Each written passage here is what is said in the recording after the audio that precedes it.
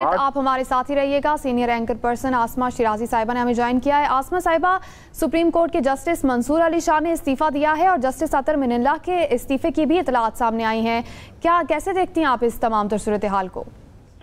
جی بالکل، یہ ایک بہت ہی غیر متوقع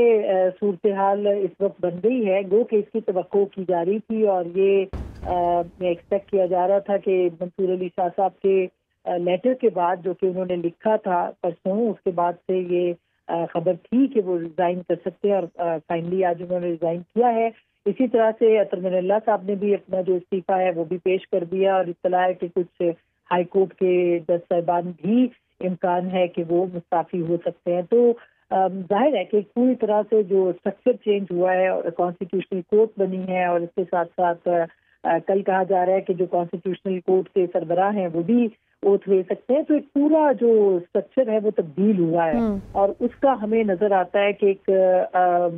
جسے کہنا چاہیے احتجاجاً، اور اس کا ایک فیڈ بیک ہمیں نظر آتا ہے، اس کا ایک رد عمل ہے جو کہ نظر آیا ہے۔ اور اس سے پہلے بھی یہ اختلافات موجود تھے۔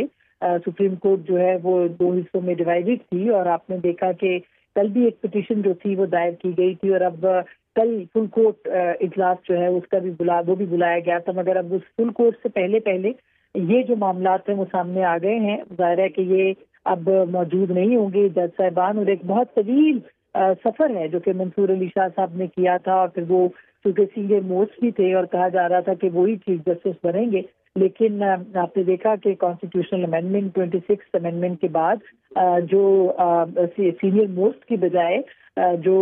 5ویں نمبر یعنی ایگزیکٹو کی چوائس اور جوڈیشل کمیشن کو یہ اختیار دیا گیا تھا، اور جوڈیشل کمیشن نے پھر شیعہ فریدی صاحب کو سپریم کورٹ کا چیف جسٹس جو ہے وہ لگایا تھا۔ تو اس کے بعد ظاہر ہے یہ اختلافات اور وسیع ہو گئے تھے، جو کہ جسٹس اطہر من اللہ، جسٹس شیعہ فریدی اور منصور علی شاہ صاحب یہ ایک ہی چیمبر سے ان کا تعلق تھا اور ان کا بہت قریبی تعلق ہمیشہ سے رہا، لیکن اس معاملے کے بعد جو ہے وہ اختلاف ہمیں دیکھنے کو ملا۔ تو اب حکومت کیا کرے گی؟ ظاہر ہے کہ ایک تو دو چیزیں بہت اہم ہوں گی دیکھنی کہ کیا اور کتنے استعفے جو ہے وہ سامنے آئیں گے، اور کیونکہ ایک اور جج صاحب جو ہے ان کا بھی ہم نے لیٹر کا دیکھا ہے کہ وہ لیٹر بھی منظر عام پر ہے یا وہ ابھی اس کی تصدیق باقی ہے، لیکن اس کے ساتھ ساتھ کیا حکومت جو ہے وہ فوری طور پر وفاقی آئینی عدالت کے جو سربراہ ہیں ان کا نوٹیفیکیشن جاری کرے گی، ان کو فوری طور پر جو ہے وہ سپریم آئینی کورٹ کا جو ہے وہ چیف جسٹس لگائے گی، اور جو ہائی کورٹ کے ججز ہیں جو ان کو وہ پروموٹ کر کے جوڈیشل کمیشن کے ذریعے وہ فوری طور پر ان کو سپریم کورٹ میں بھی لا سکتی ہے۔ تو یہ اب کتنی جلدی میں ہوگا اور کیا کوئی بحران اس کے اور بھی ہے سامنے، یہ تو بہرحال ابھی دیکھنا پڑے گا، لیکن یہ سب تنازع جو تھا وہ 26ویں آئینی ترمیم کے بعد شروع ہوا تھا، اور اس تنازع کے بعد سے کورٹ جو کہ پہلے سے ڈیوائیڈڈ بھی تھی، اور آپ نے دیکھا کہ عمران خان صاحب کی جو حکومت تھی اس وقت قاضی فائز عیسیٰ، اور اس کے بعد سے عدلیہ کے اندر مستقل دراڑیں اور تقسیم موجود تھی، اور پھر اس کے بعد پے در پے ہم نے کچھ ایسے فیصلے بھی دیکھے کہ جن سے کہ نظر آ رہا تھا کہ ایک اختلاف جو ہے وہ بہت بڑی تعداد میں موجود ہے سسٹم کے ساتھ یا پھر حکومت کے ساتھ، اور پھر اس اختلاف کے بعد جو ہے وہ حکومت نے 26ویں ترمیم کرنے کے بعد یہ تمام جو معاملات تھے ان کو اسٹریم لائن کرنے کی کوشش کی۔ آپ یوں سمجھیے کہ سسٹم کو اپنے حصے میں لے لیا، اور آج جب کہ 27ویں ترمیم پہ دستخط ہو گئے صدر مملکت کے دستخط کے بعد یہ آئینی ترمیم بن گئی، تو اب کوئی اور چارہ جو تھا وہ ظاہر ہے موجود نہیں تھا سسٹم کے اندر رہ کے کام کرنے کا۔ لگتا یہی ہے اپیرنٹلی، اور یہی کہا بھی گیا ہے کہ یہ جو ترمیم ہے یہ کسی بھی صورت جو ہے وہ قابل قبول نہیں ہے، اور منصور علی شاہ صاحب نے کہا ہے کہ وہ صاف ضمیر کے ساتھ جا رہے ہیں، ان کو کوئی پچھتاوا نہیں ہے، اور انہوں نے اطہر من اللہ صاحب نے بھی باضابطہ جو ہے مستعفی ہوئے ہیں۔ انہوں نے ایک احمد فراز صاحب کی ایک نظم جو ہے وہ بھی محاصرہ جو ان کی ایک مشہور زمانہ نظم ہے وہ بھی انہوں نے مینشن کی ہے، اور یہ سب جو ہے وہ ایک اسٹرکچرل چینج کے بعد اب یہ سب کچھ دیکھنے کو ملا ہے۔ اور جسٹس اطہر من اللہ صاحب نے تو یہ بھی کہا ہے کہ جس آئین کے تحت انہوں نے حلف لیا تھا وہ آئین ہی اب سرے سے موجود نہیں ہے، اس لیے وہ اس کو جو ہے وہ اس کے خلاف جاتے ہوئے وہ اس مستعفی ہو رہے ہیں۔ اب سوال یہ ہے کہ جو کہ سب سے زیادہ امپورٹنٹ ہوگا وہ یہ ہوگا کہ کیا ظاہر ہے کہ آئینی ترمیم کا اختیار صرف پارلیمنٹ کو ہے، کسی اور ادارے کو نہیں ہے، کسی اور جماعت کو نہیں ہے۔ اب یہ ترمیم جو ہے یہ ہوئی ہے پارلیمنٹ کے اندر اور 2/3 اکثریت کے ساتھ. 2/3 اکثریت کے بعد ظاہر ہے بہت سارے لوگ اس کی لیجیٹمیسی کو چیلنج کریں، مگر اگر دیکھا جائے تو 18 کے الیکشن کے بعد بھی وہی لیجیٹمیسی تھی جو چیلنج ہو رہی تھی، اور ابھی بھی اسی لیجیٹمیسی کو جو ہے وہ چیلنج کیا جا رہا ہے. اور دوسری جانب آپ دیکھیے کہ یہ جو ایک سسٹم تھا کینیا میں، دو ایکسٹریمز نظر آتی تھی. ایک طرف وہ ایکسٹریم تھی جس میں کہ عدلیہ جو ہے وہ ایگزیکٹو کا کام کرتے ہوئے دکھائی دے رہی تھی، اور ابھی ایک اور ایکسٹریم ہے جس میں کہ ایگزیکٹو عدلیہ کو جو ہے وہ ڈومینیٹ کرتی ہوئی نظر آ رہی ہے. تو ظاہر ہے کہ ایک سسٹم جو ہے وہ امبیلنس ہوا ہے. اس سسٹم کے توازن کے واسطے اب دیکھتے ہیں کہ حکومت کا رد عمل کیا ہوتا ہے، وہ کتنی جلدی جو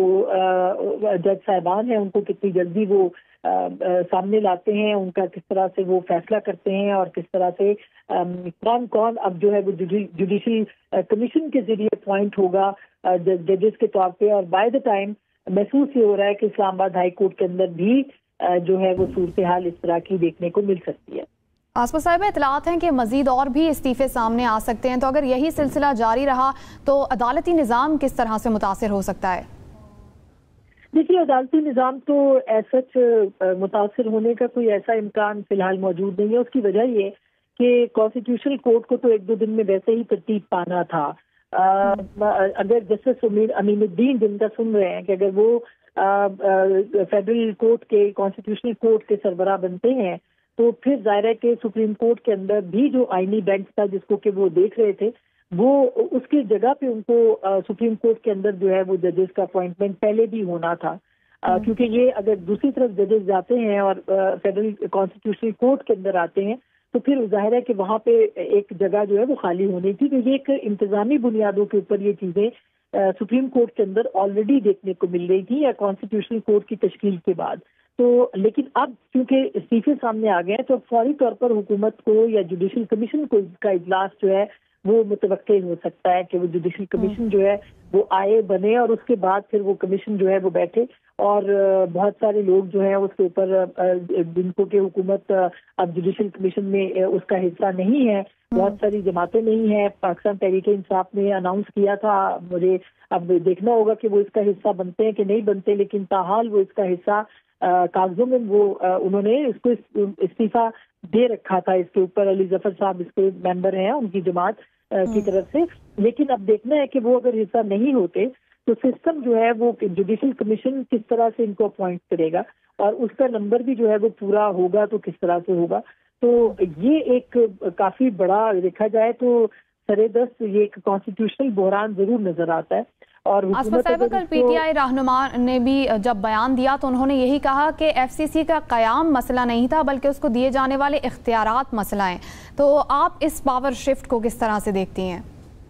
دیکھیے، میرا نہیں خیال کہ پہلے دیکھیے پاکستان تحریک انصاف نے جو ہے وہ اس بات پہ اعتراض کیا تھا کہ کانسٹیٹیوشنل کورٹ نہیں ہونی چاہیے، بینچ نہیں بننا چاہیے. گو کہ جو 26ویں ترمیم تھی اس میں ان کا انپٹ ہمیں نظر آتا ہے، اور مولانا فضل الرحمان صاحب آن دا ریکارڈ کہہ چکے ہیں، باقی لوگ بھی. تو ایک ہمیں انپٹ جو ہے وہ نظر آتا ہے، لیکن چلے ان کی اگر بات تسلیم کر بھی لیں تو بھی ہمیں یہ دیکھنا ہے کہ کس طرح سے یعنی یہ جو ان کا اعتراض ہے وہ کس حد تک درست ہے. کیونکہ کانسٹیٹیوشنل کورٹ کا ترتیب دینا یا تشکیل پانا ایک آئینی ریکوائرمنٹ تھی، اور آئین کے ذریعے سے اس کو کیا گیا ہے. 2 سیاسی جماعتوں کا یہ مینیفیسٹو تھا اور ان کا منشور تھا. بار کونسلز کا کہا جا رہا ہے کہ الیکشن اسی کے اوپر ہوا ہے، جو بھی سپریم کورٹ کی اور پاکستان بار کا الیکشن ہے. اور اگر اس کے اوپر ہوا ہے تو وہ تحریک انصاف میں وہ الیکشن جیتا نہیں ہے. تو اس طرح سے دیکھا جائے تو بینچ اور بات جو ہے اس کے اندر پاکستان تحریک انصاف اپنی جو پوائنٹ آف ویو ہے اس کے اندر بہت کمزور نظر آتی ہے. مگر اس کے ساتھ ساتھ جو اسٹرکچر کا چینج ہے اس کی امپلیمنٹیشن ہے اس میں خدشہ ضرور موجود ہے، اور وہ اپنی جگہ پہ ہے کہ کیا ایگزیکٹو جو ہے وہ کنٹرول کرے گی اب سپریم کورٹ کو. تو ایگزیکٹو اس سے پہلے سپریم کورٹ بھی ایگزیکٹو کو کنٹرول کر رہی تھی. ہم نے دیکھا وزرائے اعظم جو ہیں وہ ان کو ایک خط نہ لکھنے کے اوپر یوسف گیلانی صاحب جو ہیں ان کو 1 منٹ کی سزا دی گئی اور ان کو گھر بھیج دیا گیا. ہم نے یہ بھی دیکھا کہ بڑے بڑے فیصلے اور جو حکومت انتظامات کرتی تھی اور فیصلے کرتی تھی ان فیصلوں کو سپریم کورٹ نے ختم کر دیا. وہ ریکٹ کا معاہدہ ہو یا پھر وہ کارکے کا معاہدہ ہو یا پھر وہ कीमतों का तयन हो, वो समोसे की कीमत का तयन हो, तो माजी में ये सब कुछ होता रहा है, जहाँ पे एग्जीक्यूटिव ने इंटरप्रिटेशन भी गलत की। यानी जो वोट का इख्तियार था अदम एतमाद के अंदर, पार्लिमानी जो जमात के साथ वाबस्ता था 63A, उसमें तो कोई भी, हर कोई ये तस्लीम करता है कि कोर्ट ने अपनी जो जुरिस्डिक्शन थी उससे बढ़ के जो है वो आगे जाके उस पर खेला, और उन्होंने एग्जीक्यूटिव के क्या, उन्होंने पार्लियामान के इख्तियारात जो है वो भी इन्वेड किए। मगर एक एक्सट्रीम थी, और अब एक खदशा मौजूद है कि दूसरी एक्सट्रीम है। हुकूमत जो है वो अब अपने पसंद के जो जजेज हैं उनको ला सकती है, और वही खदशा है जो कि अपोजिशन की तरफ से और चंद जो सीनियर वकला हैं उन्होंने खतूत भी लिखे हैं, जिसमें मखदूम अली खान साहब उसके अंदर मौजूद हैं, उसमें दीगर लोग भी मौजूद हैं। उन्होंने खतूत भी लिखे हैं कि उससे इन्वेड होने का खतरा है। तो ये एक बहस है जो कि चलती रहेगी, मगर एग्जीक्यूटिव को या पार्लियामान को ये लगता है कि पार्लियामान पहली मर्तबा अपने इख्तियारात को एक्सरसाइज करने जा रही है और डोमिनेट करेगी सुप्रीम कोर्ट के ऊपर, और सुप्रीम कोर्ट ये समझती है। और पहले भी आप देखें माजी में तो सुप्रीम कोर्ट का गठजोड़ जो है वो हमें इस्टेब्लिशमेंट्स के साथ नजर आया। हमेशा से जो फैसले किए जाते रहे वो इस्टेब्लिशमेंट के साथ मिलकर किए जाते रहे। उसमें वज़ीर आज़म को फांसी लगाना है या वज़ीर आज़म को घर भिजवाना है, वो हम देखते रहे हैं कि वो सब कुछ होता रहा है। लेकिन अलमिया ये होगा कि अगर अब जो कि कॉन्स्टिट्यूशनल कोर्ट बनाई गई है तो क्या ये उसी तरह से चलेगी? इन खदशात को ट्रांसपेरेंसी के साथ जो है वो खत्म करना पड़ेगा हुकूमत को, और ये हुकूमत के इख्तियार में होगा कि नहीं कि अब वो अपनी एग्जीक्यूटिव का पावर को ज़्यादा इस्तेमाल करेंगे, या फिर वो जो है वो जुडिशल कमीशन के अंदर एक बैलेंस्ड किस्म का जो नंबर है वो ले आके और हुकूमत को इंगेज करके अब अपोजिशन को उनके साथ मिलकर जो है वो इसमें तरमीम करें। मैम आसमा, जस्टिस मंसूर अली शाह, जस्टिस अतहर मिनल्ला, क्या आप समझती हैं कि एक इस्तीफे एक लॉस हैं, और इस सिचुएशन में हुकूमत की क्या लाहे अमल होगा अगला, या होना चाहिए आपकी नज़र में? हुकूमत का जी लाहे अमल तो हमें लगता है कि होमवर्क उन्होंने किया हुआ है, और उन्होंने अपनी पूरी तैयारी की है कि किस तरह से उन्होंने सारी चीज़ों को मैनेज करना है। इसीलिए हम सुन रहे थे कि जुमेरात से, यानी आज के दिन से ही कॉन्स्टिट्यूशनल कोर्ट जो है उसके काम करने की बात हो रही थी, मगर अब शायद ये कल पे चला जाएगा, और अब शायद उनको ज़्यादा स्पेस मिल जाएगी कि वो ज़्यादा लोगों को इंगेज करके और तयन उनका कर सके, और इस सिलसिले में उनका होमवर्क भी होगा। जो हमारी इत्तलात हैं वो है, तो अब उसको कैसे इम्प्लेस करना है वो बहुत अहम होगा जानना, और वो कितना स्मूथ होगा ये भी बहुत अहम होगा। मसलन ये कि कल ही एक बाबर सत्तार साहब ने एक फैसला दिया था, और उसमें भी उन्होंने चैलेंज किया है एग्जीक्यूटिव के पावर्स को जजेस के एतबार से। इसी तरह से आप देखिए कि क्या हमें कोई सुप्रीम कोर्ट बार या हाई कोर्ट बार की जानिब से भी कोई हमें यानी सुप्रीम कोर्ट और पाकिस्तान बार की तरफ से भी कोई रिएक्शन देखने को मिलेगा? सरे दस्त ऐसा लगता नहीं है। तो अब हुकूमत, मेरा ख्याल है कि उन्होंने अपना होमवर्क कर रखा है, और हो सकता है कि अगले चंद घंटों के अंदर वो नजर भी आना शुरू हो जाए। ठीक है मैम आसमा, आप हमारे साथ ही रहिएगा। जावेद सोमरो भी हमारे साथ मौजूद हैं। जावेद, बताइएगा क्या ये इस्तीफे सदर मुमलिकत को भिजवा दिए गए हैं, और अब इसका जो अगला लाए अमल होगा, जो दस्तखत होने होंगे, उस हवाले से अपडेट कब तक मिलेगी? जो है वो मौजूद जज साहबान ने जाहिर है वो ऐवान सदर भेजने से वो भिजवा चुके हैं। अब अभी इसी चीज का इंतजार किया सदर मुमलिकत आसिफ अली जरदारी उनके इस्तीफे मंजूर करते हैं, लेकिन अब जो टेक्निकल चीज सामने आ गई है, जिस तरह से उनके इस्तीफे आए हैं उसमें हमें यही लगता है कि सदर मुमलिकत उनके इस्तीफे जो है वो मंजूर कर लेंगे, और जैसे ही इस हवाले से शायद कोई एलामिया जारी कर दिया जाएगा या इसको एलामिया जारी ना किया जाए, लेकिन ये खबर अब इस वक्त प्रोसीजरल पॉइंट ऑफ